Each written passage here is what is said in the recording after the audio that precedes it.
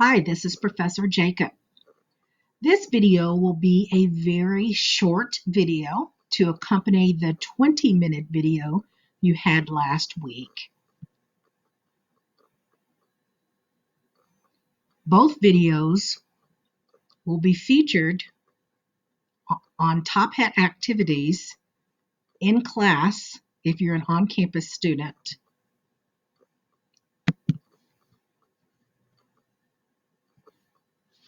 In the last video, we left off using the date diff function in days, months, or years. One neat little trick that you can sort of play around with is, say for instance, if you want to know what cells are being used in which formulas. So you can go to any of the cells that do not have a formula in those. And then what you can do is use your control key, hold it down, and the close bracket key. So control, close bracket, and what it's going to do is it's going to show you exactly which formula on your worksheet encompasses that particular cell, that references that cell in its formulas. All right, so let's try here, A2. Control, close bracket. Let's try here, B3, end date, control, close bracket. So it shows you the formula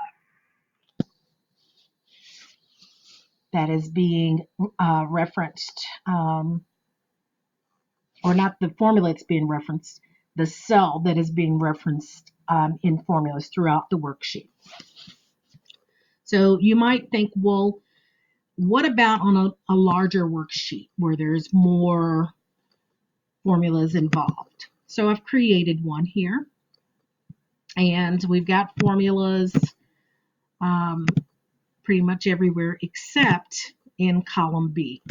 All right, so I'm just going to select cell B8 here, and then I'm going to do a control, close bracket, and it shows you all of the different locations where that cell, B3, is being referenced in a formula.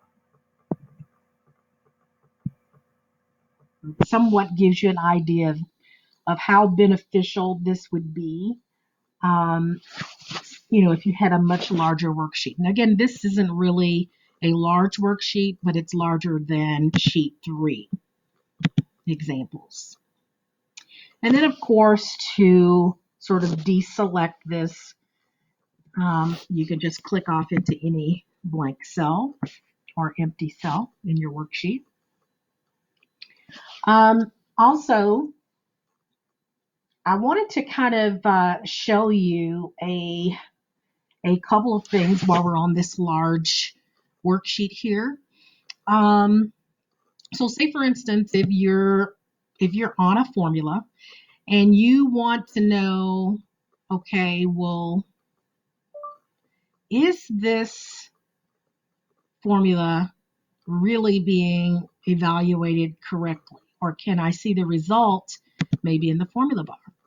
Okay, now if you click on the formula bar, of course, it's going to show you all of the cells affected or all of the cells referenced by this formula. Now what you can do is once you click into the formula bar, you can then strike the F9 key, and in the formula bar, the result will appear. So temporarily, the result is in both the cell and on the formula bar. Now, to sort of deactivate, instead of selecting an empty cell, this one you have to use the escape key. Now, the F9 key evaluates formulas on the formula bar, and you must use the escape key to exit the edit or evaluation mode. And the reason that I call it edit is your status bar is going to read edit as you're evaluating the formula. So F9, look down at the status bar, it's reading edit, and it's evaluating in the formula bar. The formula bar and the cell both match. Escape, and it returns the formula to the formula bar. All right. All right, so we went over control and the closed bracket that checks where a number or cell is being referenced in formulas throughout the worksheet, and also the F9 key to evaluate formulas on the formula bar, and you have to use the escape key to exit the edit/evaluation mode. All right.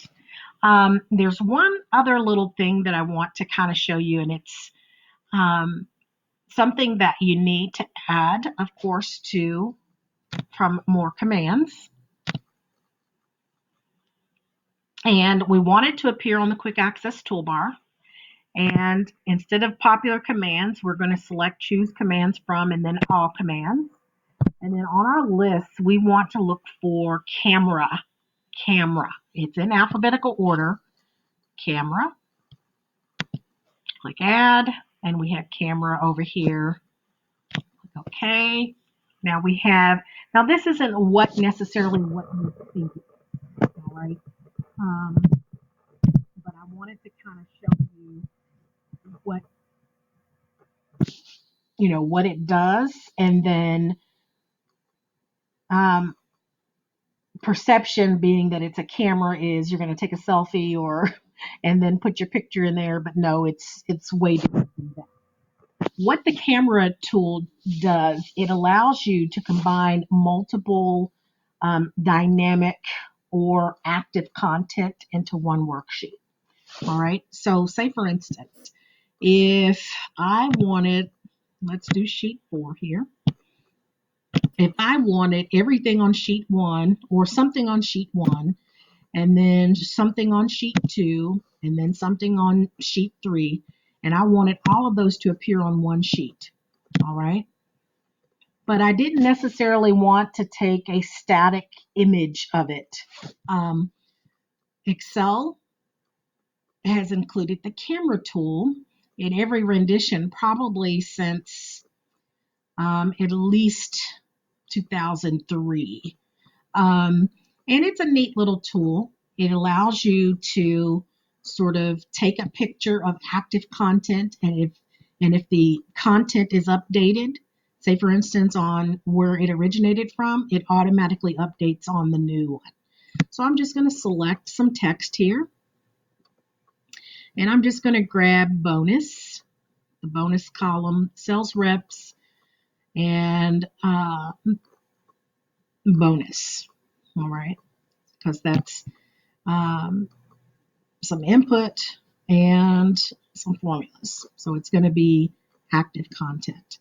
Then I'm going to click on the camera tool, and then I'm going to select sheet 4, and I get my mouse pointer turns into like a drawing tool.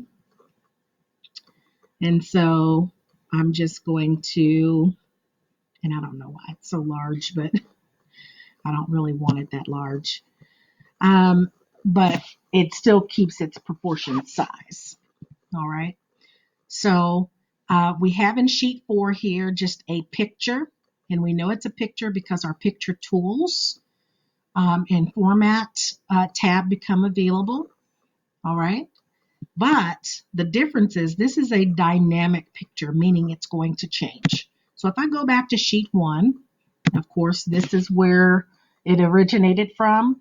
If I was to change the 1.1 million to 1.5 with 5 zeros, okay, here, if the camera tool is working correctly, then it should have updated on sheet 4 this column, okay? And it did, all right? So you can bring in active content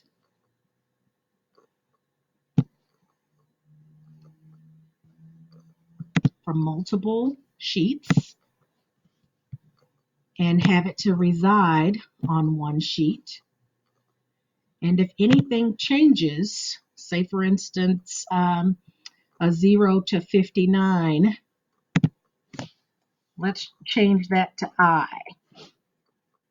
So we basically selected here with the camera tool, this area. So now there should be 2 I's on sheet 4 in the letter grade column. And there is. So you're copying dynamic content with the camera tool, basically.